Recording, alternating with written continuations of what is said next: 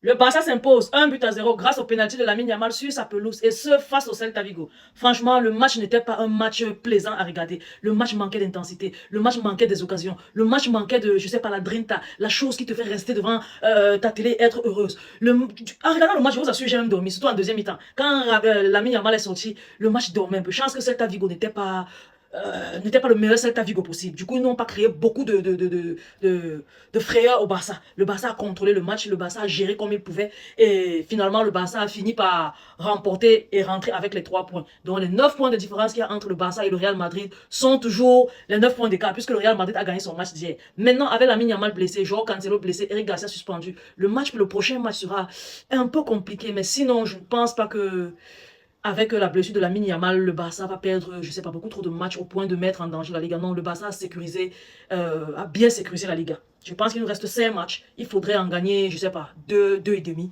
pour être vainqueur. Donc, pour moi, on ne craint vraiment rien. Il faut juste être concentré, gagner au minimum 3 matchs. Même si on perd le Classico chez nous, c'est pas grave. Le truc, c'est de gagner la Liga et de faire en sorte que les Madrilènes là, fassent une saison blanche et sèche. Comme leur maillot.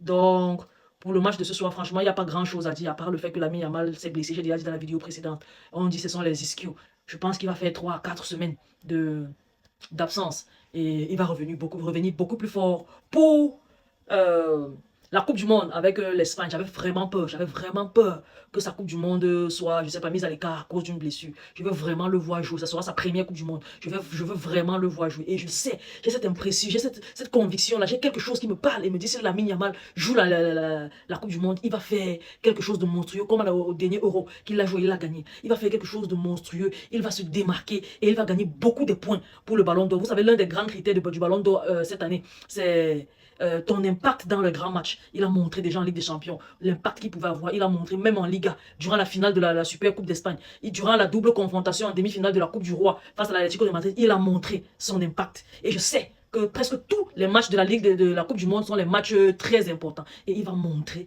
qu'il est un joueur clé et très important, non seulement pour son équipe, qui est l'équipe d'Espagne, il a déjà fait avec le Barça. Du coup, ça va donner le point pour la Coupe, pour le Ballon d'Or. S'il remporte alors ce trophée-là, il sera, je pense, le plus jeune joueur à avoir remporté ce trophée-là. Et je pense que son Ballon d'Or sera validé. Donc, quand je le vois couché, blessé comme ça, j'ai les larmes aux yeux. Je veux qu'il soit rétabli. Mais chance pour lui, heureusement pour lui, et chance pour nous, qu'il l'aimons, qu'il l'admirons, qu'il voulons le voir en Coupe du Monde.